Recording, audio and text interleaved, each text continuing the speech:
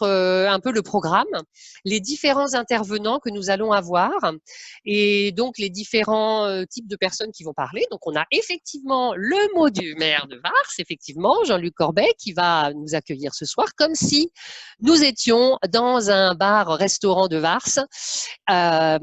Et ensuite, nous aurons le président d'Énergie citoyenne, donc Julien Robillard, qui nous parlera, qui nous présentera un peu la structure, donc pourquoi Énergie citoyenne a été créée et comment ça marche. Ensuite, nous aurons en fait un focus fait par Monsieur Thierry Laura-Ronco, donc élu à la transition écologique à Vars, sur les projets en fait que la commune a décidé de faire en fait avec Forest Ener et Énergie citoyenne. Un petit zoom sur le réseau de Chaleur-Bois avec Eddy Chinal de Forest Ener. Un zoom sur la partie photovoltaïque avec donc notre associé bénévole Daniel Verdeil qui arrivera donc plus tard.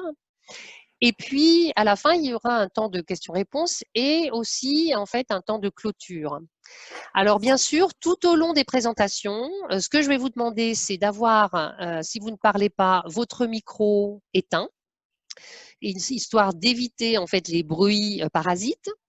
Si vous avez des questions, en fait, qui vous viennent comme ça à l'esprit, utilisez le chat. Je vais suivre le chat et nous allons, en fait, pouvoir vous répondre en direct dans le chat ou alors effectivement pendant le temps de parole des intervenants, eh bien prévoir un temps de questions-réponses directement dans leur temps de parole ou alors attendre la fin de la réunion. Mais vous n'attendez pas, les questions vous viennent, vous pouvez les saisir en fait directement. Voilà. Et donc, une fois que j'ai expliqué le mode de fonctionnement, je laisse la parole donc à Monsieur le maire de Vars, Allières et Risset. La parole est à vous. Merci Madame Marez, merci beaucoup. Bonsoir à toutes, bonsoir à tous. Bienvenue à Vars. Je suis donc très heureux de faire cette introduction d'un apéro, un apéro solaire en visio. C'est vraiment une première. C'est non seulement une première à Vars, c'est une première pour moi en tout cas. Même si on aurait tous préféré se rencontrer en chair et en os, bien entendu. C'est donc un certain succès. Je vois que des gens viennent de tous les coins de Rhône-Alpes. C'est un succès pour les Varsois, c'est un succès pour vous tous. Donc, je vous salue et bienvenue et j'espère qu'on aura l'occasion de vous rencontrer en d'autres occasions et notamment pour vous expliquer, vous montrer ce qui se fait à Vars sur ce type de sujet. Donc, je suis heureux en effet et je parle au nom de tous les élus varsois, de tous les élus de mon équipe, car nous sommes très fiers de cette collaboration avec Énergie citoyenne sur notre commune de Vars. Et là, vous aurez à entendre Thierry Laurent-Ronco, qui est l'élu à la transition écologique, et il vous expliquera toute notre sensibilité sur ce sujet. Vous allez voir et entendre ce soir que cette collaboration est fructueuse. Elle est même très fructueuse, avec des projets très concrets qui voient le jour sur notre commune. Chacun de ces projets rencontre pleinement l'engagement de la municipalité en place pour la transition écologique. Notre volonté est en effet d'agir ici et maintenant pour faire face à l'urgence climatique. Il est évidemment également important que chaque citoyen ait l'opportunité de participer à l'effort collectif en faveur de cette transition écologique. Et là, nous allons voir ce soir une façon pour les habitants de s'engager selon les moyens de chacun. Il me revient juste de vous saluer et de vous remercier donc tous pour votre présence. Et je vais maintenant, sans plus tarder, passer la parole à, conformément au programme, Julien Robillard, qui va vous présenter Énergie citoyenne. Julien, à vous la parole. Merci pour la transition en plus. Merci beaucoup, monsieur le maire. Bonjour à tous, je ne me vois pas du tout quand je vous parle, donc c'est pas grave. Mais je suis très heureux de cet apéro ce soir, car effectivement, sur Vars, il se passe pas mal de choses. J'ai précisé donc ce qu'est Énergie citoyenne. Énergie citoyenne, c'est un projet qui a été monté par plusieurs citoyens du territoire, accompagnés avec Enercopronalp initialement, la métro et l'ALEC, l'Agence locale de l'énergie et du climat. Parmi les fondateurs, il y avait moi, il y a Fabienne, mais on était tout un petit collectif, avec finalement la volonté… Monsieur Robillard, s'il vous Oui. plaît, parlez un tout petit peu plus fort. Merci. Ah, vous m'entendez pas bien, d'accord. Vous m'entendez comme ça, là, c'est mieux? Très, très bien. Ah, bon, alors vous ne verrez pas ma bouche, vous entendrez ma voix. Donc, c'est un projet qui a été monté initialement sur la base de volonté de citoyens de pouvoir agir sur le territoire. La question, c'est finalement comment est-ce qu'on peut agir sur les questions de transition énergétique proche de chez soi à sa mesure. Et le constat, il était aussi de se dire que on peut faire des choses individuellement, mais quand même, ça a beaucoup moins d'impact que si on se regroupe et qu'on fait les actions ensemble. Donc, on a structuré une société qui est une SAS, qui est une société à action simplifiée, dans lesquelles on a mis des statuts de formule coopérative, un homme, une voix, des notions de collège pour donner les pouvoirs à différentes parties prenantes que sont les citoyens, les collectivités, des partenaires, et avec la vocation finalement sur le territoire de la métropole de Grenoble de développer d'un côté des projets d'énergie renouvelable et de l'autre finalement des projets qui pourront favoriser la maîtrise de l'énergie sur le territoire. Alors depuis qu'on a été constitué, la société a été lancée en septembre 2016, on était alors 60 associés, maintenant on est plus de 270. Incluant la métro, 11 communes en tout, quelques entreprises, petites entreprises du territoire et majoritairement des citoyens. Donc depuis qu'on s'est constitué, on a beaucoup travaillé sur les questions de monter des projets de photovoltaïque, des toitures de 60 mètres carrés, des toitures de 200, des toitures de 600 mètres carrés. Maintenant, une ombrière qui est en train d'être finalisée sur Vars, une ombrière de parking de 600 mètres carrés, mais aussi de commencer à financer des réseaux de chaleur au travers de partenariats qu'on a noués avec Forestener qui s'exprimera tout à l'heure. Donc l'objectif pour nous, c'est de faire en sorte que tout un chacun puisse s'impliquer proche de chez lui, soit par du temps, soit par de l'argent, pour arriver à monter des projets qui ont un impact concret près de chez soi. La société n'a pas de salariés. On ne fonctionne qu'avec du bénévolat. Moi-même et Fabienne, ici présents, sommes bénévoles. Et notre façon de fonctionner, c'est aussi de s'appuyer sur des partenaires, Enercopronalp, Lumensol qui est présent, Forestener, pour arriver à identifier des projets, les mettre en œuvre, les construire, les exploiter. Pour ça, on cherche du foncier, on cherche des projets qui sont des sites qui sont favorables à des projets renouvelables. On fait ça avec tout notre collectif de bénévoles. Aujourd'hui, enfin, depuis le début, on oscille entre 20 et 30 bénévoles généralement sur le territoire. Et on va chercher des sites qui sont favorables. On contractualise avec un propriétaire d'un terrain, d'une toiture pour avoir accès au foncier et réaliser les projets. Beaucoup des toitures ou des sites qui appartiennent aux collectivités, mais en fait, on peut travailler avec n'importe qui. Et après, une fois que c'est installé, on devient propriétaire et on exploite, là aussi, le cas échéant, faisant appel à des prestataires lorsque nécessaire. Alors peut-être un petit point sur le bénévolat. En fait, Julien, je me permets de faire une petite intervention parce que souvent on a eu des remarques ou des questions. Ah bon, des bénévolats, mais alors du coup du bénévolat, mais alors du coup vous êtes en compétition avec des entreprises qui elles vont avoir des salariés. Et du coup, il faut quand même qu'on insiste sur le fait que les projets que nous réalisons, les projets photovoltaïques, sont des projets à très faible rentabilité, donc sur lesquels en fait on n'a pas vraiment de concurrence quand les appels à manifestation d'intérêt sont lancés par les collectivités territoriales. En fait, nous sommes les seuls à répondre sur ces petits projets. Et les bénévoles chez Énergie Citoyenne, la majorité de leur travail, c'est en fait la sélection de toitures. Donc il y a énormément en fait de déchets. Donc peut-être que tu peux dire un mot en fait, Julien, sur ce gros travail en fait en amont Il n'est pas simple, effectivement, de faire sortir des projets renouvelables. Quand on a commencé, Ça y est, typiquement, on t'entend moins bien là. Il faut que tu remettes le micro quand on a plus près. commencé, on avait analysé plusieurs centaines de toitures. On en avait choisi 28 et on s'était dit, c'est bon, on va réussir à les faire. Et au final, la première tranche de travaux, on a réussi à en faire 12. Donc il y a une vraie complexité à faire sortir les projets. Et en fait, nous, on se considère comme une structure de bien commun. C'est-à-dire, il y a des choses qui sont des projets, des possibilités qui existent sur le territoire pour créer du sens, créer finalement l'énergie dont on a besoin pour faire vivre notre territoire dans la durée, mais qui ne sont pas forcément faciles à faire sortir de terre. Donc finalement, nous, on arrive sur le terrain avec nos petits bras pour identifier ce qui est possible, pour créer l'alliance avec les acteurs opérationnels et faire sortir les projets qui ne sortiraient pas.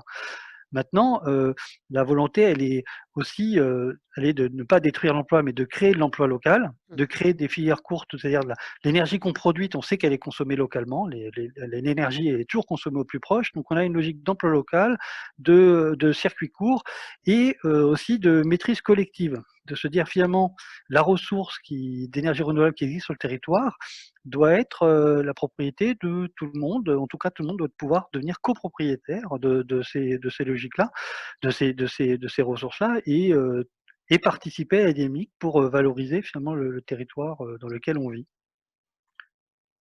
Et donc, le principe, en fait, pour devenir, si on veut participer à Énergie citoyenne, on fait comment? Si on veut participer à Énergie citoyenne, en fait, on fait des levées de fonds, même au quotidien, vous pouvez finalement souscrire des parts. N'importe qui peut devenir associé. La part, c'est 100 euros. Une fois qu'on a fait 100 euros, c'est pas un don, c'est placé dans la société, dans la SAS, qui finalement va utiliser ça pour investir. Dès qu'on a 100 euros, on va aller voir la banque, on va chercher 400 euros de dette et on va faire des projets qui émergeront rapidement hors du sol. Donc n'importe qui peut devenir associé. Une fois qu'on est associé, comme on a des statuts qui sont de type coopératif, en fait, c'est un homme, une voix. Donc on ait mis 100 000 euros ou 100 euros, finalement, on a le même droit au chapitre pour débattre de comment est-ce qu'on va faire la transition énergétique, comment est-ce qu'on va la mettre en œuvre au bénéfice de tous. Et finalement, donc après, ça donne le droit à participer à une assemblée générale qui a lieu tous les ans. Et ça donne le droit de pouvoir s'impliquer dans le fonctionnement d'énergie citoyenne. Dans son fonctionnement énergie citoyenne, coordonne finalement tous les bénévoles au travers de groupes de travail. Il y a un groupe de travail sur les aspects techniques, c'est comment est-ce qu'on identifie un site potentiel et on suit le projet jusqu'à l'émergence du site de production. Il y a un groupe de travail sur l'exploitation. Une fois qu'un site est sorti de terre, comment est-ce qu'on va suivre ça pendant la durée de vie du projet. On est là à chaque fois sur des projets où on est là pour plus de 20 ans. Il y a un groupe de travail sur les aspects gestion administrative. Comment est-ce qu'on fait comment on paye les factures, on suit notre budget, on prévoit comment est-ce qu'on va développer la structure et financer les projets. Il y a un groupe de travail sur les aspects communication et animation qui est voilà, c'est Fabienne qui organise notamment ce qu'on fait ce soir. Au-delà de ça, on a un groupe, nous, de coordination entre ces différents groupes de travail pour s'assurer que tout le monde a une visibilité sur ce qui se passe et qu'on priorise les urgences. Et on a un conseil de gestion dans lequel on retrouve plusieurs communes et des citoyens et des partenaires qui, collectivement, ont pour responsabilité de s'assurer de la bonne gestion et de la stratégie de la structure. Et donc, est-ce que tu peux dire un mot juste de la partie chaleur bois? Alors, la chaleur bois est une nouveauté. Effectivement, on avait commencé par le photovoltaïque. Et photovoltaïque, on avait commencé avec nos petits bras, parce que ce sont des choses qui sont mûres et qui étaient à notre mesure. On avait commencé par des petites toitures et on est monté en compétences progressivement. Sur la chaleur, c'était plus compliqué. Parce qu'on parle de grosses chaudières, ce sont des investissements qui sont plus conséquents, il y a une technicité qui est très forte. Et le choix qu'on a fait sur sollicitation de Forestener, c'est finalement de s'associer à Forestener pour monter ça. Forestener est un partenaire qui construit des centrales de chaudière et qui les exploite. Donc nous, en fait, ce qu'on fait, c'est qu'on finance, on participe finalement à l'émergence de ces projets, on y participera de plus en plus, et on finance au travers de l'épargne locale les projets qui seront réalisés sur notre territoire. on est rentré au conseil d'administration de Forestener, donc on a un partenariat qui est très étroit avec Forestener pour arriver à développer la chaleur renouvelable sur le territoire. Dans les projets qui sont menés, j'en dirai 2 mots, mais je n'en dirai pas plus parce que je pense que ça va être détaillé plus tard. Oui. Le souci qu'on a, c'est finalement d'arriver à financer et à développer des projets de chaleur qui sont faits avec du bois qui vient de proximité, c'est-à-dire à moins de 40 km, et qui alimentent plusieurs ensembles de bâtiments sur les besoins hivernaux en faisant quasiment exclusivement appel à de la ressource de bois de proximité. Ok, donc là, je pense qu'on a bien fait le tour. On a quelques minutes. Je regarde si on a des questions. Donc, dans le chat, là, conversation, communication, il y avait une seule question qui était est-ce qu'Énergie Citoyenne est une société privée? C'est une société privée, oui. Nombre d'employés, 0 à ce jour. Nombre d'associés, donc c'est un chiffre mouvant. On est en pleine levée de fonds, mais on a dépassé les 270 associés, en fait, il y a quelques jours. On n'exclut pas d'avoir des salariés un jour, qu'on soit clair dessus. Simplement, on est pragmatique, on avance au rythme des projets et le fait de devenir un salarié aura pour, si un jour ça vient, ce sera pour finalement booster la dynamique. Notre point de vue, c'est de dire que tout projet du territoire, pour tout projet du territoire, il est légitime que finalement il y ait une participation, une copropriété locale de ces projets. Alors, est-ce qu'il y a une question concernant Énergie Citoyenne? S'il n'y en a pas, on va passer au point suivant. Et les questions pourront revenir bien sûr plus tard.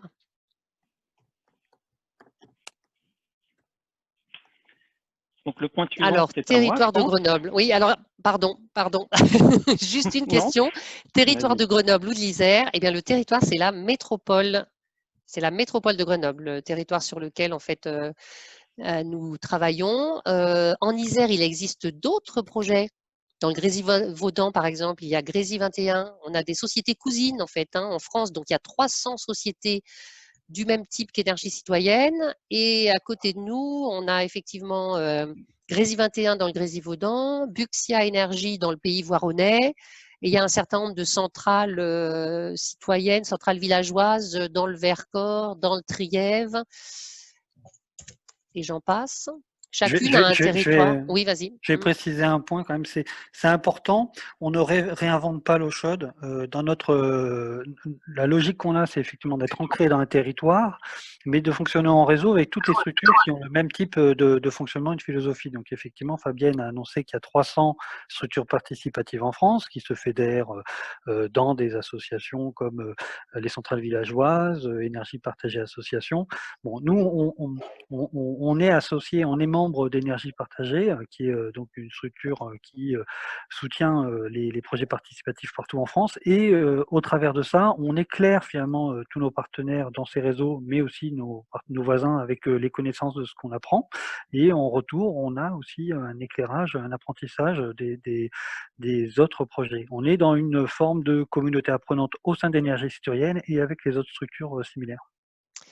Et donc, une question, la dernière, et après, on passera à la parole à Monsieur Laura Ronco. Donc, la métro et les communes ont-elles pris des parts dans Énergie Citoyenne et sont-elles dans la gouvernance? La réponse est oui. Enfin, la métro et des communes, puisqu'en fait, on a une dizaine de communes pour l'instant qui ne sont pas forcément des communes en fait, où on a déjà fait des projets. Il y a des communes qui ont pris des parts et dans lesquelles on n'a pas encore fait de projet. Par contre, toutes les communes dans lesquelles on a fait des projets ont pris des parts. Voilà. Donc, on a une dizaine de communes. On a la métropole, on a le parc naturel régional de Chartreuse qui a également investi parce que nous avons une partie de notre territoire qui est sur le parc naturel régional de Chartreuse. Donc, du coup, on va passer la parole et puis si d'autres questions viennent sur Énergie Citoyenne, bien, elles pourront revenir vers la fin de la présentation. Allons-y, en fait. Donc, n'oubliez pas de vous mettre en muet pour ceux qui assistent à cette réunion, mais qui ne parlent pas. On entend des bruits parasites de temps en temps. Alors, allez, à vous la parole. Donc, Avars, Comment Donc, VARS en est venu à collaborer avec Énergie Citoyenne et Forestener? donc bonjour, donc, je suis Thierry Loiranco, donc je suis nouvel élu. Est-ce que vous m'entendez bien ou pas? Jean-Luc, tu m'entends pas, c'est ça? On Donc entend je suis un peu bizarre, oui. Voilà, pourtant j'ai le micro, mais on va mettre Non, plus non, mais fort. ça va, ça va, ça va. Je vais parler plus fort alors. Mm. Donc je suis nouvel élu sur la commune de Vars. Donc j'ai vu qu'il y avait des personnes qui venaient d'ailleurs que notre proche périphérie. Donc Vars, c'est une commune périurbaine de la périphérie de Grenoble, donc à cheval entre la ville et la campagne, au pied du Vercors. Donc on a 8500 habitants et on fait partie d'une métropole, ce qui n'est pas négligeable dans nos projets. Donc depuis déjà la mandature précédente, on avait cette volonté de réduire notre empreinte carbone sur la commune et puis plus largement au sein de la métropole. Donc là, moi, je suis nouvel élu, donc je tire un peu profit de tout le travail qui a été fait dans les années passées, notamment de Monsieur Bernadac, je tiens à saluer, qui n'a pas pu joindre à nous aujourd'hui, qui était l'ancien élu à la transition écologique. Voilà, donc là aujourd'hui, on a 3 beaux projets qui sortent de terre, qui sont effectivement, donc on va les détailler par la suite, qui sont rendus possibles grâce à Énergie Citoyenne, effectivement, Forestener, et puis nos partenaires. Donc c'est vraiment la rencontre entre la volonté de la commune, qui est très forte dans ce domaine de la transition écologique, et puis de partenaires institutionnels, tels que la métro, la région, l'ADEME, et puis d'entreprises citoyennes dont on vient de parler. Donc, on a 3 projets qui vont vous être présentés un peu plus en détail après moi. Donc, c'est un réseau de chaleur chauffé avec une chaufferie au bois, donc qui va chauffer 8 bâtiments communaux, donc qui sont assez regroupés au centre de la commune. Donc, on retrouve un gymnase, un groupe scolaire. Donc, on a perdu le réseau. Là, je pense qu'on a. Pardon? On a eu Oui, mais je pense qu'il va falloir que. Je pense il va falloir que vous arrêtiez la vidéo pour qu'on se concentre, en fait, que le réseau se concentre sur votre voix. D'accord, je coupe ma vidéo alors. Voilà. C'est mieux? Bah, pour l'instant, en tout cas, on entend. Donc, on va voir si ça, bon. si ça dure. Alors, du coup, je ne sais pas où j'ai été coupé. Donc, je parlais du réseau de chaleur, effectivement, donc qui va servir à chauffer 8 bâtiments. Donc, un gymnase, un club de foot, une salle de spectacle, un centre socioculturel qui fait crèche aussi, un groupe scolaire, le bâtiment de la Poste et le bâtiment qui regroupe le périscolaire. Voilà, donc c'est 8 bâtiments qui sont assez proches les uns des autres. Donc qui pour certains étaient chauffés au gaz, donc avec des émissions de CO2, d'autres qui étaient chauffés à l'électricité avec des moyens de chauffage qui n'étaient pas très adaptés, pas très performants. Donc voilà, donc ce projet va nous permettre de remplacer des sources d'énergie fossiles ou des moyens de chauffage peu performants par un chauffage au bois, donc comme on l'a dit tout à l'heure, d'origine locale. Alors ce projet vient aussi en complément évidemment de travaux d'isolation sur ces bâtiments-là, qu'on va continuer par la suite. Et donc ce réseau de chaleur est construit et sera exploité en concession par Forestener, donc qui nous parlera juste après ma présentation. Et donc justement, pourquoi faire appel, voilà. pourquoi faire appel en fait à Forestener? Pourquoi faire appel, voilà. Pourquoi faire appel à Forestener? C'est ça qui est intéressant. Ouais. Donc notre volonté, effectivement, c'est de réduire notre empreinte carbone. Donc c'est la volonté de la commune qui est forte, la volonté de la métropole aussi, qui a un plan climat-air-énergie pour d'ici 2030, qui a un objectif de réduction de gaz à effet de serre, de consommation d'énergie et un objectif aussi d'atteindre 30%, je crois, d'énergie renouvelable sur le territoire. Donc nous, on prend notre part dans cette activité-là. Et en plus, ce type de projet, qui nous a semblé intéressant, au-delà d'installer des panneaux photovoltaïques et puis de chauffer avec du bois, c'est que il y a une volonté de développement économique local. On l'a dit tout à l'heure, tous ces chantiers sont portés par des entreprises locales, donc ça permet de créer de l'emploi, de porter aussi, par exemple, la filière bois locale qui peut en avoir bien besoin. Pardon? Merci de tous fermer votre micro, s'il vous plaît, si vous ne parlez pas.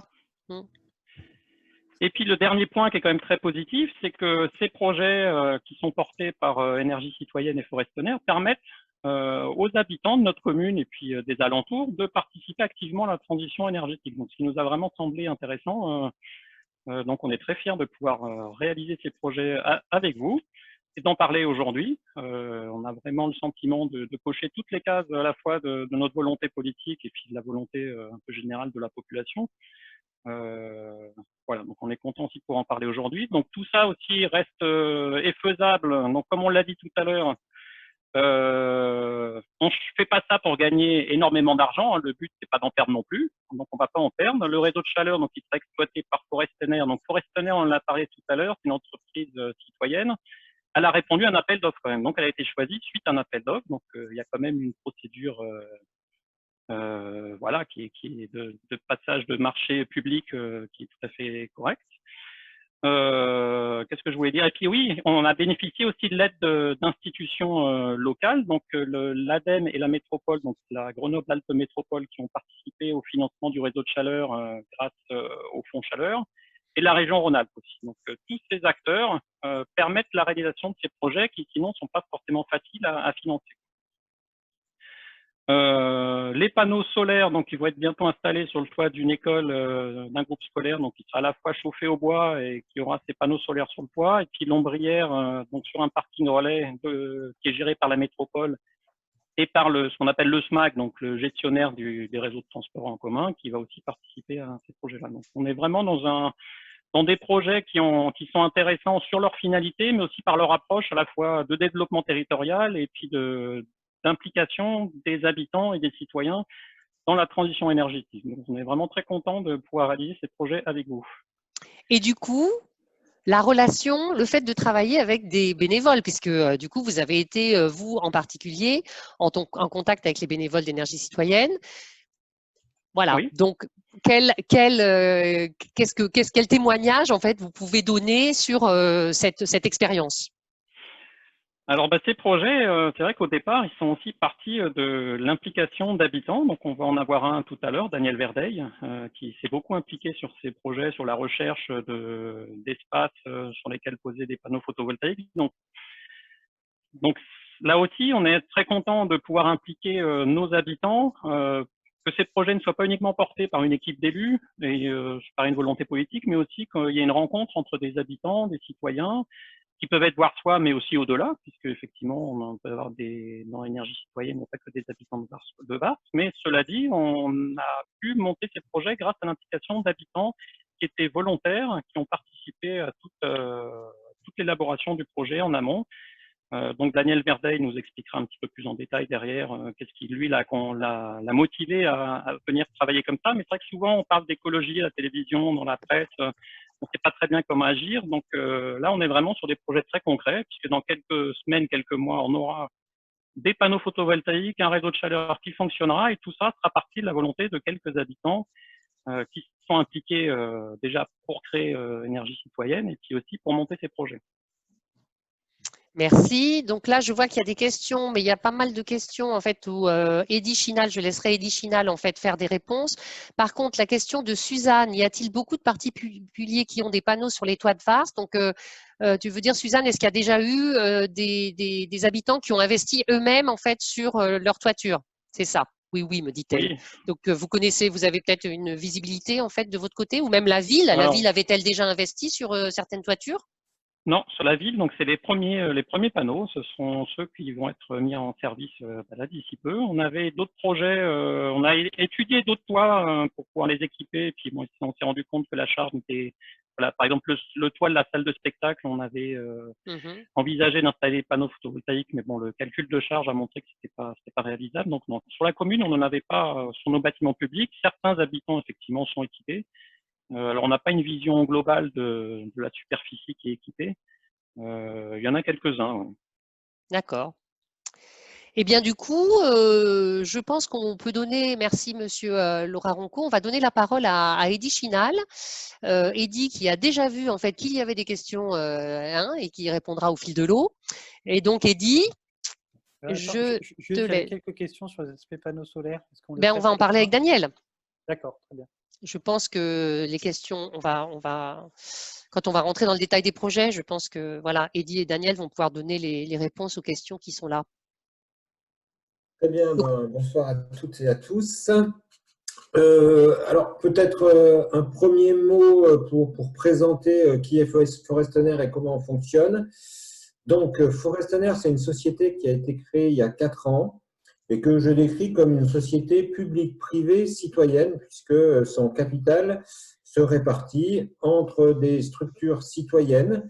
Alors, ce ne sont pas des particuliers qui investissent en direct dans Forestener, mais ce sont des structures qui font déjà ce travail de collecte. Donc, on a au niveau local, par exemple, bien sûr, Énergie Citoyenne, mais il y a également Wattiser qui est pas très loin d'ici, parce qu'on a aussi des projets, et une société sœur qui est du côté d'Annemasse. Et puis, il y a Enercop Auvergne-Rhône-Alpes, ça c'est à l'échelle plutôt régionale, et à l'échelle nationale, il y a Énergie Partagée, qui est donc l'outil national du financement et de la gouvernance citoyenne, qui est le plus gros actionnaire de Forestener. On a également des collectivités locales, qui sont les communes ou les intercommunalités sur lesquelles on intervient, un peu comme Énergie Citoyenne, et des entreprises, 2 entreprises spécialisées dans le bois énergie, sachant que notre vocation, c'est de réaliser, de vendre de la chaleur bois énergie clé en main avec du financement et de la gouvernance citoyenne. Et ces 2 points sont vraiment très importants. C'est vraiment nos 2 jambes. Ils ne sont pas dissociables. On ne fait des projets que citoyens et dans leur financement et leur gouvernance. Alors déjà, pourquoi faire du bois énergie? 2 raisons. Tout d'abord, il ne faut jamais oublier que 50% de l'énergie qui est consommée, c'est de la chaleur. Donc, si on veut développer les énergies renouvelables, c'est quand même pas mal de s'occuper de la chaleur.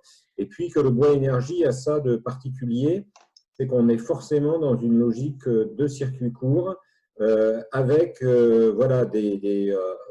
une dimension d'énergie locale forte, puisque globalement, on va prendre 80% des factures de gaz ou de fioul qui vont se transformer en de l'achat de bois et également des prestations de maintenance.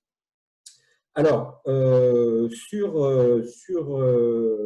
Vars, nous avions, il y avait d'abord eu un travail mené par l'ALEC, et a été souligné la forte implication de M. Bernadin, mais je pense qu'il est également extrêmement important de souligner le travail de l'ALEC, puisque nous sommes sur une métropole qui a signé un contrat territorial avec l'ADEME. L'ADEME, c'est l'Agence de la transition énergétique, qui gère le financement de l'État sur la chaleur renouvelable.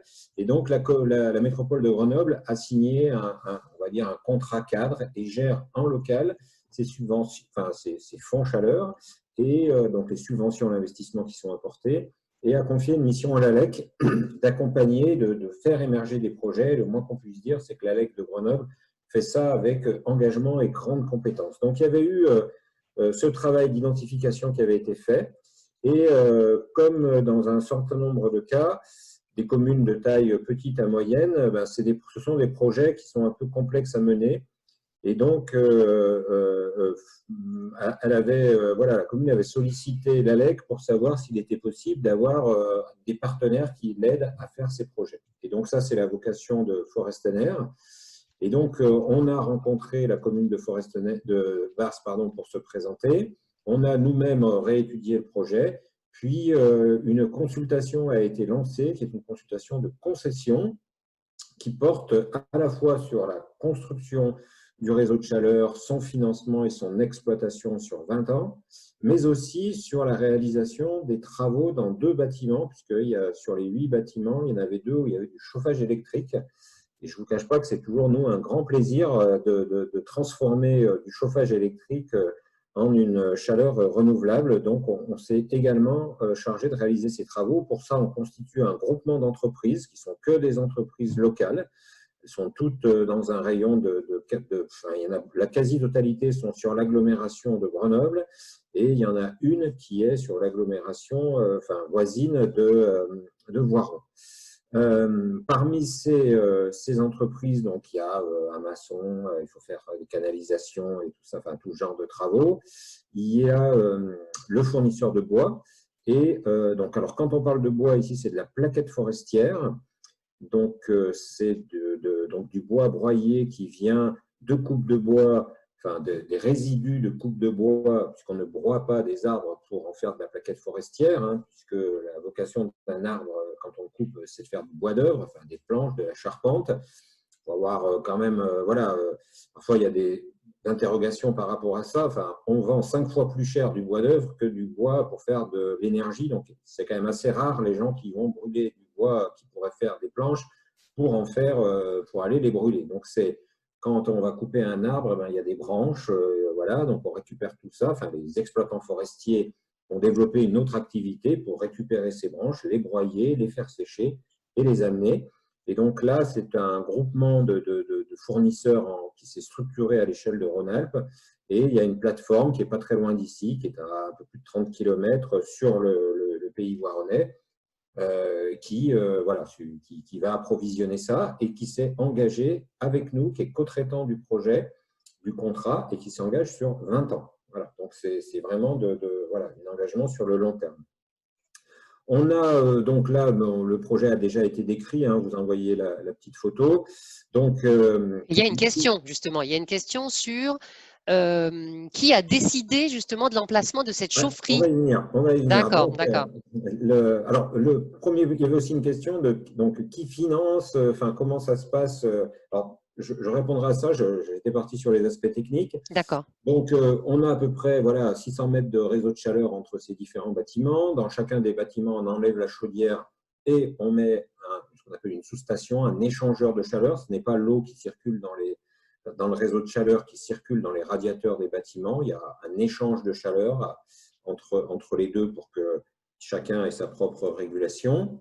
Ce réseau de chaleur ne fonctionne que l'hiver parce que les différents bâtiments n'ont pas tous des besoins de chaleur, enfin évidemment l'école qui est fermée l'été, des besoins d'eau chaude, pardon. Et donc, pour la production de chaleur, on a avant tout une chaufferie bois qui est constituée de 2 chaudières de 250 kg de marque Kessner, qui est un des actionnaires de Forest-NR. Et ces 2 chaudières vont couvrir 90% de la production de chaleur. Donc, ça, c'est un engagement de Forest-NR, c'est-à-dire que le prix de vente de la chaleur à la commune a été déterminé avec un certain nombre de performances, le taux de couverture bois, le rendement des chaudières, le rendement du réseau de chaleur, enfin les pertes sur le réseau de chaleur qui sont de l'ordre de 10%. Et quels que soient les rendements réels, le prix de la chaleur ne va pas varier. Ça, c'est notre engagement à travers l'exploitant qui est en place, puisqu'on a un contrat avec une entreprise locale qui s'appelle Eolia. Et donc, ça, c'est vraiment voilà, un point important pour la commune, c'est qu'elle ne supporte pas ce risque. Donc, il y a 90% de la chaleur qui va être produite par ces chaudières bois. Et pour le reste, on a utilisé la chaufferie de la salle de Lauriel, qui est une chaufferie donc gaz. Alors, déjà, pourquoi garder un peu de gaz? Premièrement, alors, il y a une double raison. Tout d'abord, une chaudière bois, ça n'aime pas du tout être surdimensionné ou en tout cas fonctionner à bas régime. Ce n'est pas bon pour son rendement. Ce n'est pas bon non plus pour les émissions particulières. Donc, c'est aussi pour ça qu'il y a 2 chaudières bois, c'est qu'il y en a toujours une qui fonctionne vraiment quasiment à fond, dans des excellentes conditions, et c'est comme ça qu'on a une bonne combustion, des bons rendements. Donc, en début de saison de chauffe, il n'y a qu'une chaudière, puis dès qu'il fait bien froid, comme actuellement, il y aurait les 2 chaudières qui fonctionnent. Néanmoins, il peut y avoir parfois des pics de froid. Et donc là, plutôt qu'aller mettre une 3e chaudière qui coûte assez cher, eh bien, on va utiliser la chaudière gaz existante. Elle était en place plutôt en pas trop mauvais état de Lauriel pour pouvoir faire ses appoints, mais aussi pour avoir un secours. Parce que s'il y a une des 2 chaudières bois qui tombe en panne ou qui a besoin d'être entretenue, de faire une maintenance, eh bien, on a toujours la garantie de pouvoir fournir la chaleur. Et ça, c'est donc l'explication de pourquoi la chaufferie bois est là, parce qu'il fallait qu'elle soit à côté de la chaufferie de Lauriel. Alors, on en a parlé sur le photovoltaïque et a été dit une chose très importante, on fait les projets que personne ne fait. Bon, c'est pareil pour le bois énergie, puisque je ne l'ai pas indiqué, Forest-NR fait des projets de petite et moyenne puissance, c'est-à-dire des chaudières bois entre 150-200 kg jusqu'à 700 kg. Ça, c'est ce qu'on appelle des petits réseaux de chaleur. À Grenoble, il y a un des plus gros réseaux de chaleur de France. Vous voyez, là, on a dit qu'il fait 620 mètres de conduite enterrée. Le réseau de chaleur de Grenoble fait 135 km. On ne parle pas exactement du même ouvrage. Et donc, pour faire des gros réseaux de chaleur comme ça, il y a des opérateurs en place. et donc qui ne vont pas venir faire ces petits projets parce que le cadre économique n'est pas suffisant pour qu'ils puissent s'y retrouver.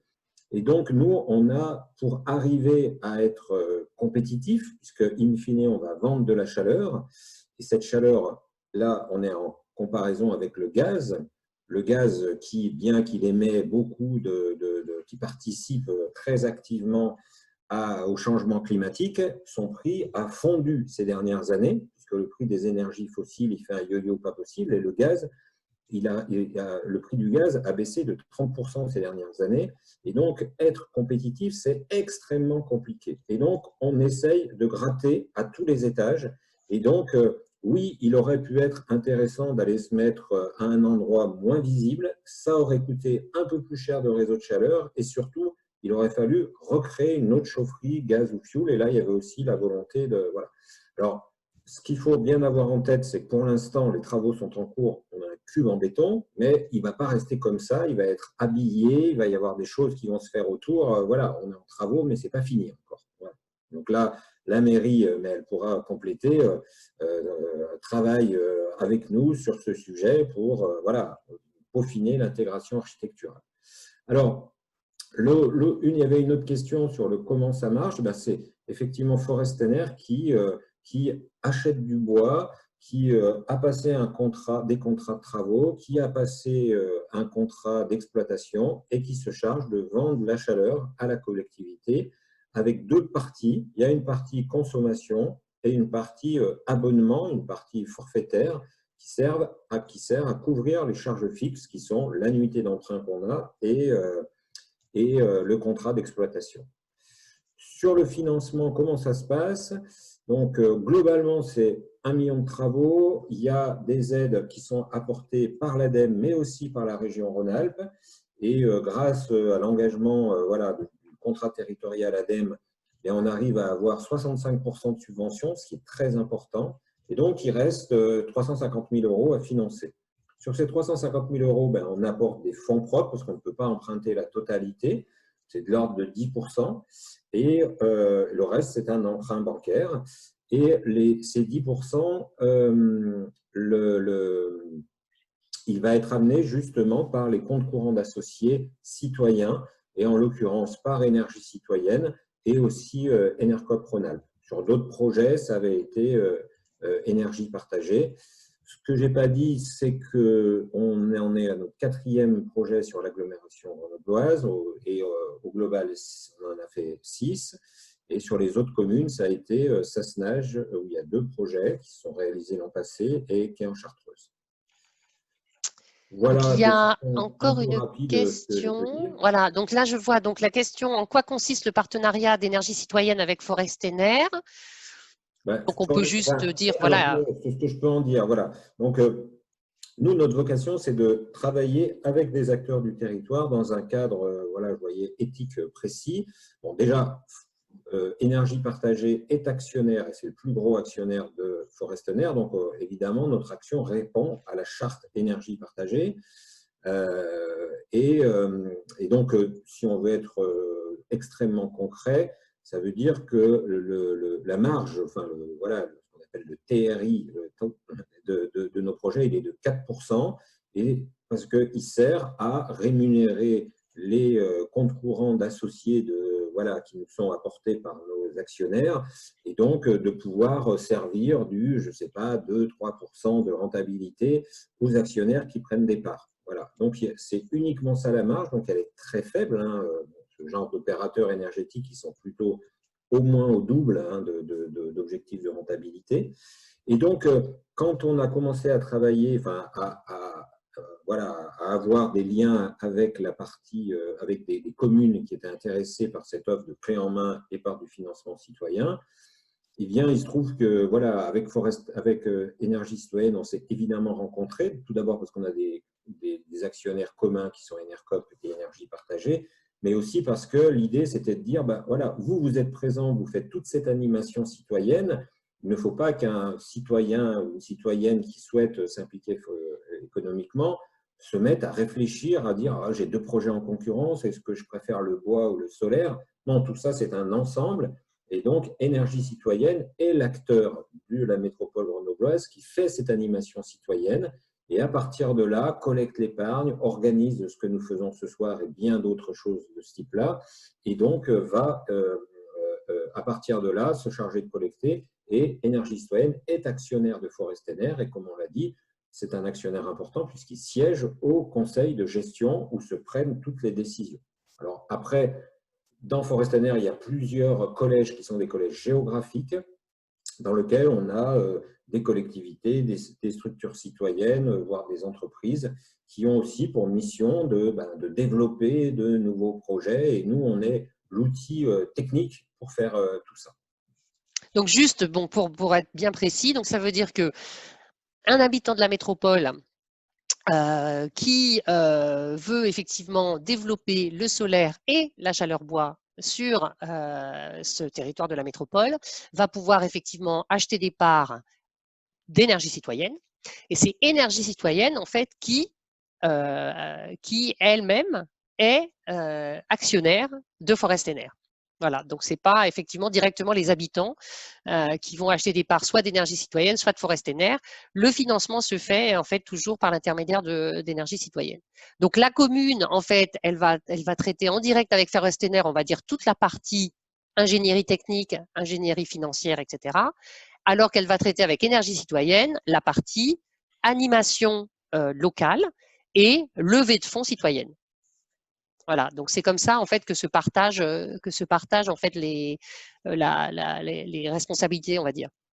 Donc je pense que là, le périmètre d'action de Forestener, je ne suis pas sûre de comprendre la question. Quel est le périmètre d'action? Alors peut-être pour répondre, nous on intervient sur, pour l'instant, alors sur la région Rhône-Alpes. Alors les projets qu'on a fait, c'est sur les deux Savoie et l'Isère. On commence à regarder un tout petit peu ailleurs de ça, mais pour l'instant, c'est ça le cœur d'intervention. Le conseil de gestion qui s'est réuni il n'y a pas très longtemps se dit, voilà, s'il y a d'autres structures qui peuvent être intéressées dans des territoires voisins, on est ouvert. Voilà. Bon, l'idée, ce n'est pas d'être en concurrence avec d'autres, mais d'être en complémentarité. Il y a une question sur les particules fines. Ouais, je me disais quand même. C'est bizarre qu'il n'y ait pas cette question. Si, il y a la question sur les particules fines. Voilà. Alors, en tout cas, le modèle est-il le même que sur la toiture solaire, cession de l'installation à la commune en fin de convention? Oui, c'est une concession. La commune est le maître d'ouvrage. Et donc, au bout de 20 ans, tout ça appartiendra à la commune. Nous, on l'a réalisé, on l'exploite, on le finance, mais tout ça appartient, in fine, à la commune. Qui contrôle les comptes de cette SAS? Le conseil de gestion dans lequel il y a des administrateurs qui sont issus des différents collèges. Donc, on a des collectivités, la métropole Grenoble, par exemple, des structures citoyennes, par exemple énergie partagée et énergie citoyenne. Et donc, comme énergie citoyenne. Alors, après, en ce qui concerne, voilà, je vois les nuisances, le bruit, évidemment, les particules fines et autres, des vraies questions extrêmement importantes. Donc, le bruit, bon, je vois qu'il y a des remarques sur ce sujet. Comme le bâtiment, il doit être coupe-feu 2 heures, il est forcément en béton. Et donc quand on a des petites chaudières qui vont faire quasiment pas de bruit, je ne peux que vous inviter, puisqu'on a fait des projets équivalents à Sassenage, à aller à côté de la chaufferie de Sassenage et ça fait le même bruit, c'est-à-dire rien. Voilà. Le seul bruit, c'est par contre, il va y avoir des petits camions de 30 mètres cubes. Donc 30 mètres cubes, c'est un gros camion de collecte de poubelles qui vont venir 1 à 2 fois par semaine. Ça dure une demi-heure, évidemment, c'est en pleine journée, ni le matin, ni pendant la nuit. Et là, pendant une demi-heure, vous avez un camion qui est en train de tourner parce qu'il livre. Voilà, donc ça, c'est le bruit. Sur les émissions, donc on a, on a à juste raison un bruit de fond en disant que le bois énergie, ça pollue. Alors, il faut bien avoir en tête que 80%, d'abord, premièrement, le bois énergie est la première énergie renouvelable de France et de très, très, très loin. Et pour être tout à fait précis, puisque 80% du bois énergie, c'est le bois bûche. Le bois bûche, c'est 5 fois l'éolien en France. Voilà. C'est donc de très loin la première énergie renouvelable. Mais le bois bûche, pour pas mal de gens, c'est je brûle du bois mouillé dans 4 tôles soudées. Donc ça fait effectivement que, si on se rappelle nos cours de 4e, 3e en physique, c'est une combustion qui n'est pas du tout optimisée, puisque je ne maîtrise pas l'arrivée d'air. Et donc, ça fait beaucoup certes des particules fines, mais pas mal d'autres choses aussi. Et donc là, sur des chaudières automatiques, on est dans un cas totalement différent, déjà parce que je ne mets pas une bûche qui brûle de moins en moins, et donc il faudrait pouvoir régler l'arrivée d'air au fur et à mesure. Donc là, on a du bois broyé qui est à peu près gros comme la moitié d'un doigt, et dans lequel qui arrive depuis un silo avec une vis sans fin, et on ne met dans le foyer que ce qu'il faut. Et bien sûr, on a des arrivées d'air primaires avec toute une série de capteurs qui mesurent tout ça et qui optimisent complètement la combustion. Comme on vous l'a dit, on a des aides de l'ADEME de la région. On est sur l'agglomération, sur la métropole grenobloise où il y a un plan de protection de l'atmosphère. Et donc, les règles en matière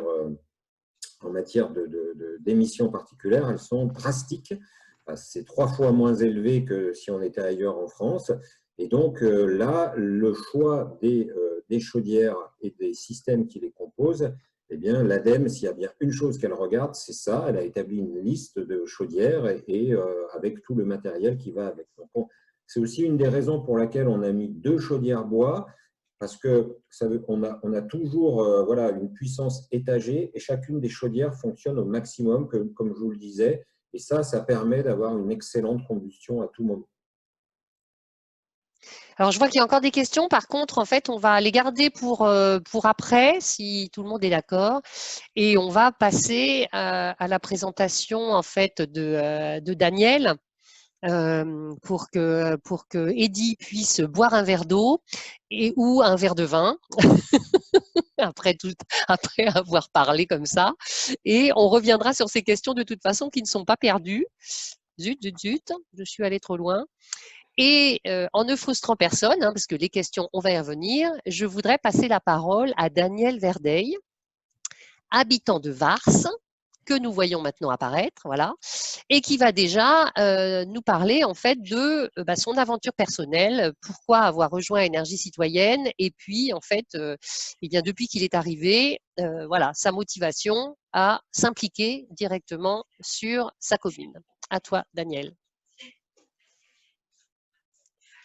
On ne t'entend pas, Daniel.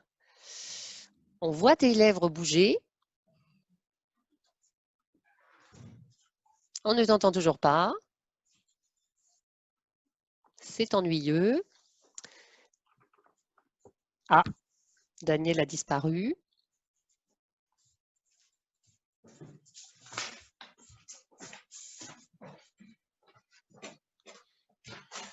Donc Daniel va alors.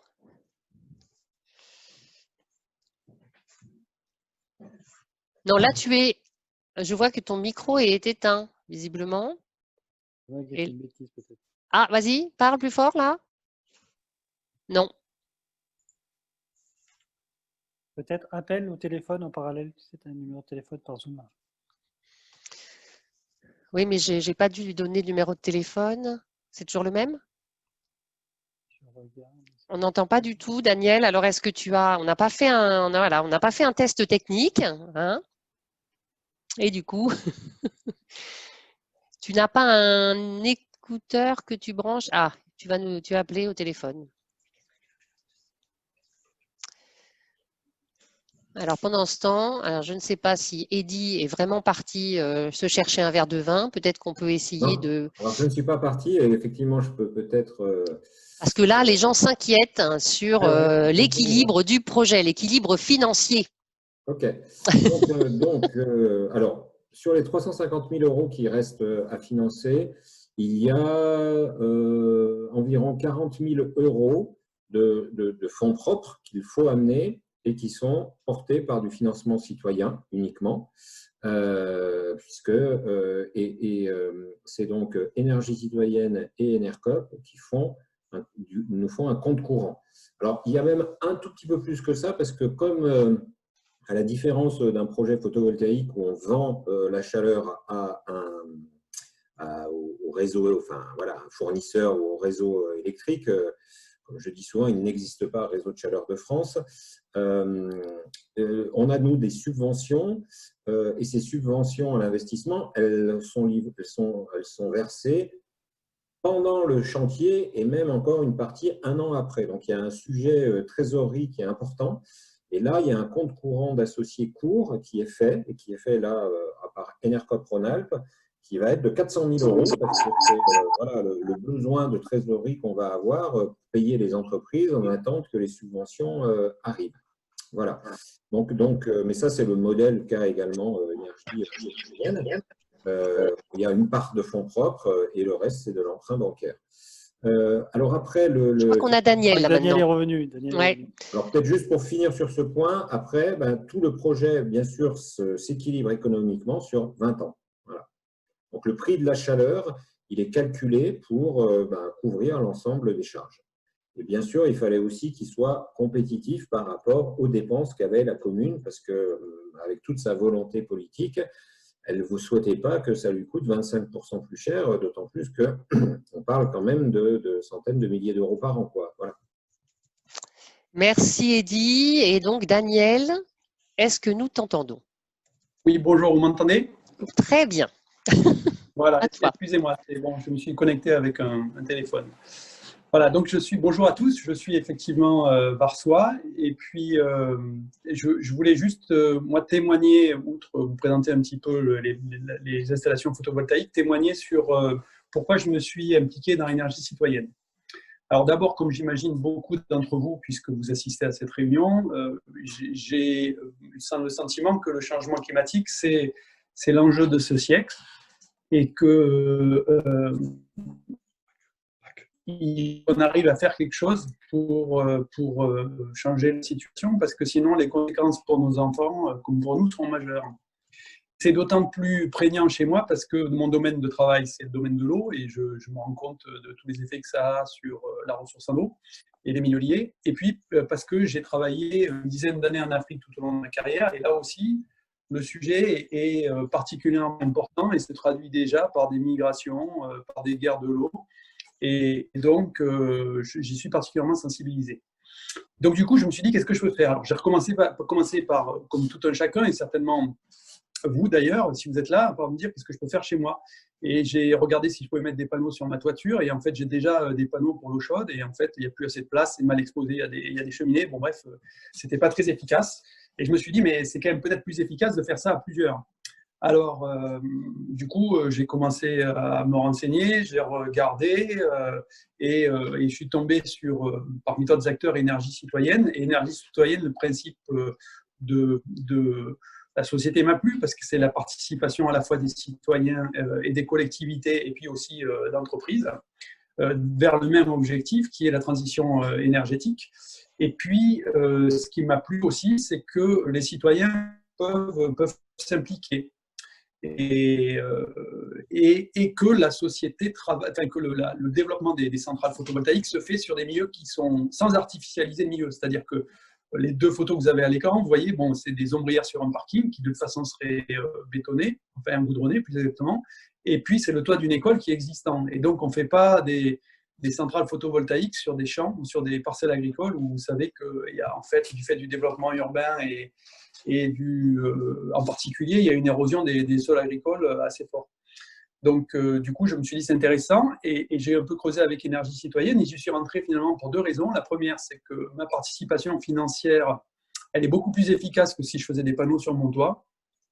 C'est-à-dire qu'en gros, bon, je crois que c'est le discours d'Énergie Citoyenne, je suis arrivé un peu en retard, je m'excuse, mais Julien a dû vous le dire, en gros, pour 800 € d'investis dans l'énergie citoyenne, c'est l'équivalent de panneaux installés pour la production, la consommation d'une famille, d'un foyer hors chauffage. Et pourquoi seulement 800 €? Ben, pour deux raisons. C'est que l'énergie citoyenne travaille sur des grosses installations, pas des installations de 3 kW crête, mais des installations de 36 ou de 100 kW crête. Donc, il y a un effet de masse. Et deuxièmement, parce que pour 1 € qu'on met à énergie citoyenne, il y en a 4 qui vont être mobilisés à la banque. Donc, il y a le levier, en fait, si vous voulez. Donc, il y a l'aspect efficacité financière. Et puis le deuxième, alors j'ai dit 800 €, mais il y a plein de gens qui mettent 100 €, hein, c'est pas du tout, voilà. Et puis ensuite, il y a le deuxième aspect que je vais vous dire, oui, c'est que, je vois mon portable passe en mode économie d'énergie, j'espère que tout va bien, c'est qu'en fait, on peut participer. On peut mettre son énergie et son enthousiasme au service d'énergie citoyenne. Et je peux vous dire que tous les gens que vous avez là d'énergie citoyenne sont bénévoles, il y a une excellente ambiance, on rigole bien et tous sont pleins d'enthousiasme vis-à-vis de ce challenge. Voilà, donc c'est un peu pour ça. Et puis tous les matins, quand je passe devant les ombrières du parking relais, je trouve ça sympa. Je suis content de voir que j'ai un peu participé à ça. Et alors ça, c'est pour la raison de mon implication. Ensuite, sur les deux projets que vous avez à l'écran, donc il y a à droite, c'est les panneaux solaires sur l'école Charles Mallerin.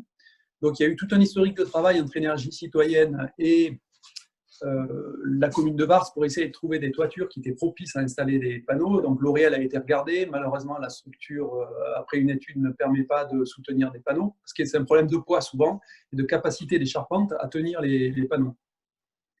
D'autres sites, comme le gymnase, ou comme le gymnase qui couvre les terrains de tennis, là, ont été regardés aussi et ne sont pas adaptés. Et puis finalement, quand moi je suis arrivé dans l'énergie citoyenne, je me suis dit, mais le toit de Charles Mallerin, quand même, un toit en tuiles, ça pèse lourd les tuiles, est-ce qu'on ne peut pas regarder ça? Et donc on s'est lancé dans l'étude de ce projet avec la commune, et les élus se sont montrés tout de suite favorables au projet. Et on en est maintenant à la dernière phase, puisque une installation de 36 kW crête, ça fait à peu près l'équivalent de la produit de 50 foyers, pardon, 20 foyers chauffage. Sera installé vraisemblablement aux vacances de février sur l'école. Ça coûte donc 55 000 € à peu près, et c'est financé par les fonds, la participation des gens qui prennent des parts dans l'énergie citoyenne, comme vous et moi, et puis, ou les collectivités qui prennent des parts, et puis par des emprunts auprès des banques. Donc en gros 20% de fonds propres et 80% d'emprunts. Et le principe, il est effectivement, mais je crois que ça a été dit, qu'au bout de 20 ans, pendant 20 ans, l'énergie citoyenne exploite et vend cette électricité à un tarif qui est garanti par l'État. Et au bout de 20 ans, c'est restitué à la commune qui pourra bénéficier des produits de l'installation. Donc ça, c'est pour l'école Charles Mallerin. Et en bas, vous avez une photo des ombrières sur le parking relais qui est en face de la caserne du quartier de Régnès, et donc qui est encore en cours d'installation, mais qui va bientôt être mise en service, enfin en tout cas qui sera terminée, mise en service dès que Enedis nous le permettra. Et donc là, c'est une installation plus importante. Pour Enedis, c'est une grosse installation. Pour Énergie Citoyenne, c'est une grosse installation, puisque c'est 100 kW crête. On en a seulement une deuxième de ce type-là, c'est sur le toit de la baie électrique. Et vous voyez que c'est de l'ordre de... En fait, c'est que la moitié du parking qui sera couvert. Ça représente la consommation d'une cinquantaine de foyers, à peu près. Et là aussi, c'est le même principe. On finance tout, y compris les ombrières. Alors là, par contre, comme il faut financer les ombrières, la rentabilité économique est plus faible. Et donc, on a une subvention de part de la région qui nous aide bien à arriver à rentabiliser le projet, puisque, vous l'avez compris, Énergie Citoyenne a quand même une optique de faire des projets qui ont une certaine rentabilité pour que la société soit pérenne et puisse se développer et installer de plus en plus d'installations de ce type sur l'aglo. Voilà, écoutez, je crois que c'est à peu près ce que je vais vous dire. Mais en fait, en bref, écoutez, si vous voulez venir participer et donner de votre énergie, il y a plein de sujets. Il y a des sujets techniques de ce type-là, mais il y a des sujets sur la communication, il y a des sujets sur la gestion, il y a des sujets sur l'exploitation. Et toutes les énergies sont les bienvenues. Merci Daniel. Alors je vais te poser quelques questions qui ont été posées sur ces projets solaires. Je repars en arrière et notamment, peux-tu nous dire en fait pour ces deux projets d'où viennent les panneaux solaires? Alors pour le projet d'ombrière, ils viennent d'Italie. C'est la société Pemar qui les fabrique. Et pour l'école Charles Malrin, ils viennent de Corée du Sud. Voilà, je pense que la question sous-jacente, c'est est-ce que les panneaux sont fabriqués en France? Non, malheureusement. Je pense que ça viendra peut-être un jour, mais il y a, je crois, peu d'acteurs compétitifs à fabriquer des panneaux en France. On est déjà assez fiers de mettre des panneaux italiens sur les ombrières. Ce n'est pas malheureusement ce qu'on arrive à toujours faire sur toutes les installations, parce qu'il y a des questions bon, il faut qu'on arrive à trouver une certaine rentabilité au système. Mais c'est un vrai sujet, oui, et c'est vrai qu'on espère pouvoir en mettre de plus en plus européens et peut-être français. Il faut savoir quand même que sur la totalité de ce qu'on investit, les panneaux solaires représentent à peu près 25% de la somme que nous dépensons. 75% en fait de la somme que nous allons dépenser sur les installations ne vient pas des panneaux, mais vient en fait de la main d'œuvre, vient en fait d'autres produits, en fait d'autres comment on dit. On va avoir besoin en fait d'acheter des onduleurs, d'acheter d'autres matériels, voilà. Donc les panneaux tendent à représenter une proportion plus faible sur le coût total d'une installation, puisque le prix des panneaux solaires descend régulièrement. Je cherche en fait pour voir s'il y a d'autres questions sur les installations solaires. Il me semblait qu'il y avait une question en fait de recyclage des panneaux. Ouais. Donc là, je vous invite à vous promener sur notre site internet aussi. Sur notre site internet, vous allez avoir tout un tas d'informations sur les panneaux, le recyclage, etc. La filière de recyclage en France. Peut-être que tu vas en dire un mot, Julien, parce que là, on n'a rien inventé. On s'inscrit en fait dans ce qui est fait au niveau national. Je vais juste préciser qu'effectivement, il y a un financement. Chaque fois qu'on achète des panneaux, en fait, on finance un mécanisme de collecte pour aller récupérer les panneaux et les entreposer. Aujourd'hui, on sait que les panneaux ils sont recyclables à 80% de base. Sur certains types de panneaux, on sait que ça peut monter jusqu'à 98%. On est sur des matériaux qui sont globalement inertes. Il y a parfois des panneaux avec des métaux lourds, mais ça fait qu'une proportion très minoritaire, moins de 5% du marché, et c'est pas ce qu'on choisit. Donc on arrive avec du silicium, ce sont des choses qui, si on les dépose, ça pollue pas le sol. Après, il y a énormément de choses qui sont récupérables dans les panneaux, le verre, l'aluminium, le cuivre. Donc voilà, donc on s'inscrit dans une logique de recyclabilité forte en fait de ce type d'installation. Et vous avez tous les liens sur notre site en fait, PVcycle. Je crois que c'est pvcycle.fr. Ce qui est important aussi de dire, c'est que quand nous, on installe, dans notre modèle économique, on ne prévoit pas la dépose des panneaux. Parce que c'est vrai qu'au bout de 20 ans, on fait une rétrocession. Alors, au bout de 20 ans, donc on accède au foncier, on fait une convention d'occupation temporaire du domaine public ou un bail si c'est avec un privé, qui fait que pendant 20 ans, on a le droit d'usage pour exploiter l'installation. Et au bout de 20 ans, on a deux propositions. Soit on rétrocède, c'est-à-dire le propriétaire du foncier devient propriétaire d'installation, soit dans 20 ans, le monde aura changé, on verra sous quelle modalité on peut continuer ensemble.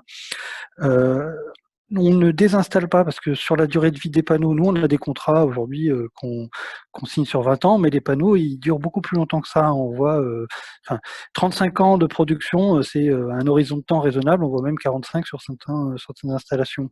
Donc on sait qu'en fait derrière nous on lâche quelque chose qui va encore produire pendant un certain temps et que ça serait quand même très dommage de le désinstaller. Donc on laisse l'installation poursuivre et on est, quand il s'agit d'une toiture, sur des durées de vie qui sont similaires à celles d'une toiture normale, hors panneau photovoltaïque. Donc il y a finalement le cycle de vie de la toiture qui intervient.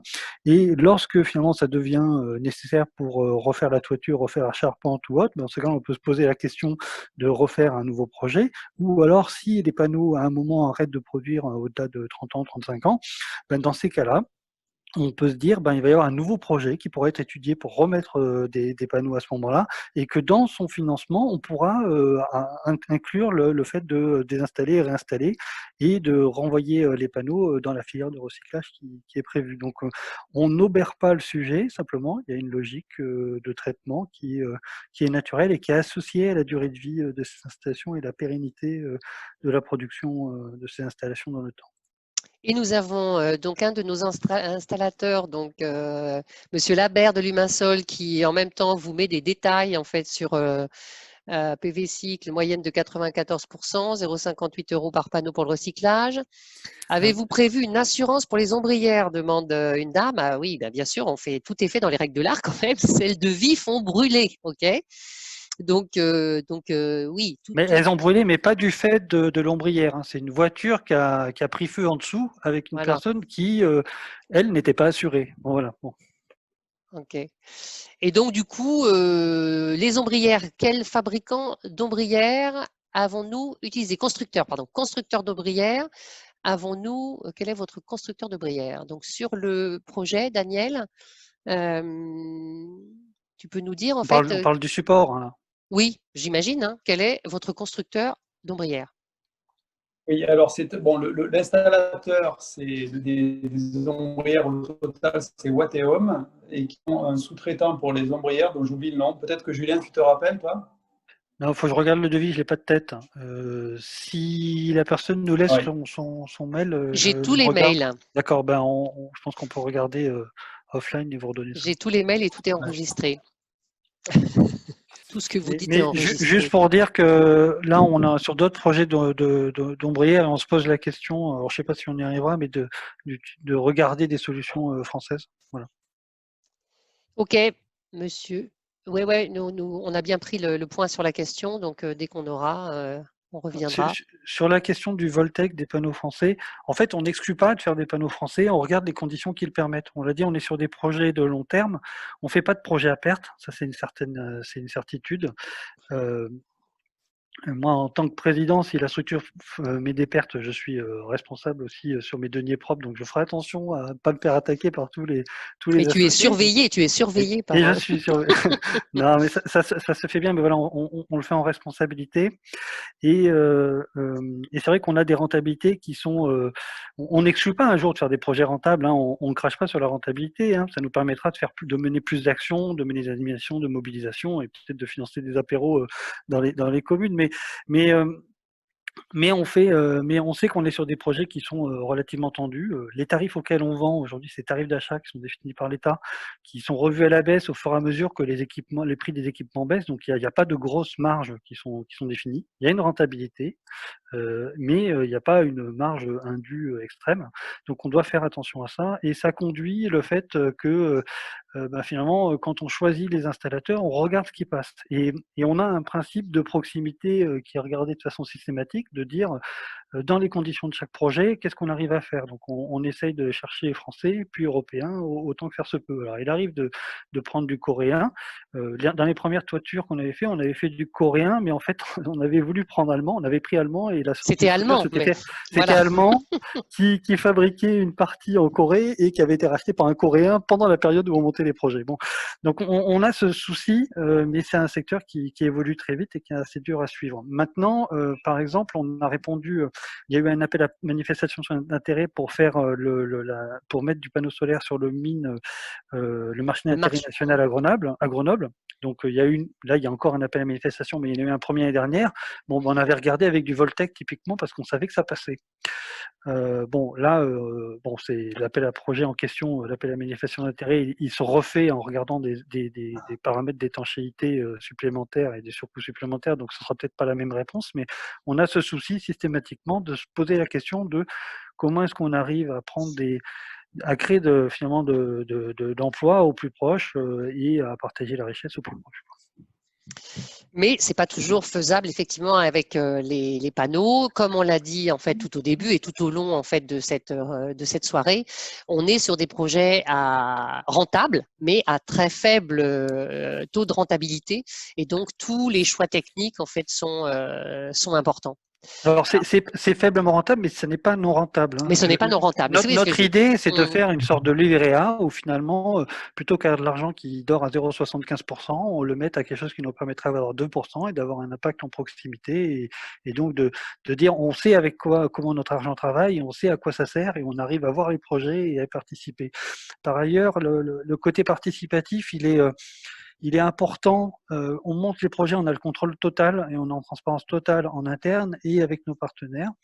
Et ça permet aussi à tout un chacun de venir se saisir de cette question de la transition énergétique, qui n'est pas une question simple, mais qui peut se travailler collectivement pour comprendre comment ça marche et trouver des réponses.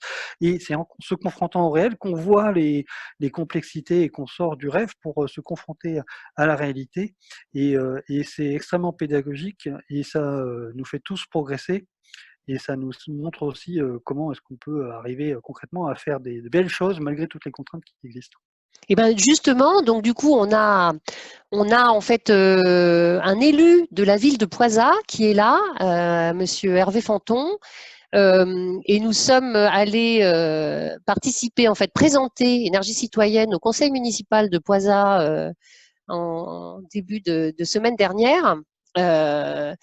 Et donc, du coup, bah, peut-être donc à l'issue de cette présentation, hein, on a dû être très fort parce que voilà. Donc, la commune nous a confirmé en fait avoir le souhait de continuer de travailler avec nous. Voilà, parce que Poisat, la ville de Poisat est associée actionnaire d'énergie citoyenne depuis le début, mais pour l'instant, on n'avait pas encore réussi à trouver un projet en fait. De toiture qui pouvait être viable. Et là, il semblerait effectivement qu'on ait de bonnes pistes sur lesquelles on va travailler encore techniquement et financièrement, donc on ne va pas trop s'avancer. Mais peut-être, Monsieur Fanton, vous pouvez en fait donner votre impression déjà a priori quand vous avez assisté à cette présentation d'énergie citoyenne. Écoute, Fabienne, tu as déjà presque tout dit. Donc effectivement, Poisat, on avait souhaité s'impliquer dès le départ dans la démarche énergie citoyenne et solaire d'ici, parce qu'on avait beaucoup apprécié l'approche et le concept. Donc effectivement, on a adhéré dans les premières communes. On aurait bien aimé faire partie des toutes premières vagues avec nos voisins et amis de la commune des Bains pour ce qui est des installations, mais bon, pour diverses raisons, effectivement, ça n'a pas pu se faire. On essaie maintenant de passer dans la deuxième vague. Désolé de parler de vague en ce moment. Et donc, on engage le projet effectivement pour la couverture en panneaux solaires de notre école élémentaire. Et puis, il se trouve qu'effectivement, en plein on a vu effectivement le projet de VAR, ça nous intéresse au plus haut point, puisqu'on a en parallèle également une chaudière qui arrive un peu en fin de vie dans cette même école élémentaire, une chaudière gaz. Et il se trouve qu'on a un bâtiment privé qui va se construire dans les 2 années qui viennent juste à côté. Et donc, on a tout de suite, on s'est dit, mais est-ce qu'il n'y a pas une opportunité effectivement pour monter un projet public-privé avec une distribution de chaleur? Et donc, Eddy Chinal est venu visiter notre commune il y a quelques jours. Et je regrette de ne pas avoir pu le croiser, mais je pense qu'il a pu se faire une idée sur le potentiel du secteur en termes d'installation d'une chaufferie bois. Donc, autant dire qu'on est extrêmement motivé et très intéressé par les retours d'expérience de VARS sur cette double projet solaire et chaufferie bois. Parce qu'il faut bien savoir que VARS, donc pour l'instant, est une exception pour nous, puisque c'est la première commune et la seule, donc pour l'instant, à avoir en fait des installations solaires et de chaleur citoyenne, et en plus la même année. Donc, c'était vraiment en fait l'arrivée en force sur cette commune. Donc, vraiment un grand merci en fait à la ville de Vars de nous accueillir comme ça en fait en fanfare sur la totalité de notre spectre pour l'instant. Et donc, les prochaines étapes, nous, ça sera en termes d'animation en fait d'aller à la rencontre des enfants de cette école Malraux. Puisque effectivement on parle aussi, on cherche aussi effectivement à parler de transition énergétique et à en parler à différents publics en fait, dont les jeunes. Donc on a une animation en fait qui existe et qui est prévue, que ce soit en fait pour parler donc solaire, mais aussi pour parler réseau de chaleur et donc avec visite et explications données en fait aux enfants de CM1, CM2 qui ont la chance. Cette génération a la chance en fait de parler de transition énergétique en fait dans ses cours dès l'école élémentaire, ce qui n'était pas notre cas à nous tous ici. Donc du coup, on s'approche en fait de la fin de cette réunion, hein, parce que en fait, chez Énergie Citoyenne, on a aussi un principe, c'est le principe de commencer à l'heure et de terminer à l'heure. Donc, il nous reste 5 minutes. Donc, Daniel, tu voulais dire un mot, donc je te laisse quelques Oui, instants. je voulais juste dire que tous ces projets, là, s'ils arrivent sur VARS, ce n'est pas non plus un hasard, hein, c'est bien sûr du fait de l'implication des élus. Et la symbiose qui se passe entre Énergie Citoyenne et les élus communaux est absolument indispensable. Bon, on vient d'avoir le témoignage d'un élu de Poisat, mais c'est clair que s'il n'y a pas cette symbiose-là, c'est très difficile pour nous d'arriver à sortir des projets. Donc, bon, alors c'est moi qui suis le plus mal placé pour le faire, puisque je suis varsois, mais je crois que en tant que membre d'Énergie Citoyenne, moi je tiens à remercier les élus de cette mandature et de la précédente, puisque notamment Philippe Bernada a été très très actif sur le sujet pour faire sortir Malherbe en particulier. Et puis on a d'autres sujets dans les tuyaux avec la commune, bon, qui ne sont pas bien certains, donc je ne sais pas trop s'il faut en parler ce soir, mais en tout cas, voilà, j'espère que cette symbiose va continuer. Eh bien, merci Daniel. Et effectivement, ce genre de projet, et c'est pour ça qu'Énergie Citoyenne existe aussi, hein, c'est que seul, effectivement, on ne pourrait pas réaliser tous ces projets. Il nous faut travailler ensemble, main à la main, en fait, sur notre territoire. Donc, les collectivités, les habitants, les entreprises du territoire, tout ensemble au sein d'Énergie Citoyenne et donc avec le soutien de Forestener, nous pouvons développer en fait à la fois le solaire, à la fois la chaleur. Et donc, on espère que cette soirée vous aura donné envie, vous aura donné de l'énergie. Et vous avez là sous vos yeux en fait ce qui peut se passer en fait par la suite. Donc, j'ai vu en fait qu'il y avait des élus ou des professionnels en fait d'autres régions qui peuvent effectivement directement prendre contact avec Eddy Chinal. Donc, vous trouverez en fait les coordonnées en fait sur le site Forestener, hein, sur internet, ou on peut vous l'envoyer aussi si vous nous envoyez un mail à Énergie Citoyenne. Donc vous pouvez continuer à suivre nos aventures, hein, bien sûr, en vous inscrivant à notre lettre d'information. À nous suivre aussi sur les réseaux sociaux. Donc Énergie Citoyenne est présente sur Facebook, Twitter et LinkedIn. Vous pouvez nous rejoindre aussi directement, hein, en participant à notre levée de fonds. Là, les projets 2020, dont les 3 projets varsois sont en pleine levée de fonds. Donc, pour l'instant, on a en fait financé en totalité ce qu'il nous fallait pour la toiture de l'école Malherbe. Mais on est toujours en fait à la poursuite et à la recherche de nouveaux associés pour nous accompagner en fait sur les 2 autres projets varsois et puis un projet grenoblois également qui est en financement, qui sera également construit en février 2021. Et puis, vous pouvez, outre le fait de devenir associé, eh bien, si ces questions en fait vous intéressent et participer à cette aventure humaine vous donne envie, que ce soit sur un niveau technique, communication, gestion, exploitation, vous pouvez aussi devenir bénévole, quel que soit le temps que vous avez à votre disposition. Mais vous pouvez aussi prendre contact avec vos élus. En fait, si vous habitez dans une commune de la métropole qui ne s'est pas encore lancée dans la transition énergétique, en tout cas pas celle qui est citoyenne et qui peut vous permettre de participer, n'hésitez pas à les contacter pour voir où ils en sont. Et puis, si bien sûr vous avez la chance d'être propriétaire ou d'être copropriétaire en fait d'un bâtiment en fait sur lequel vous avez une toiture d'au moins 200 mètres carrés, sans cheminée, sans sans ombrage, en fait la toiture magique, vous pouvez aussi en fait nous approcher pour voir si elle pourrait faire l'objet en fait d'une installation citoyenne.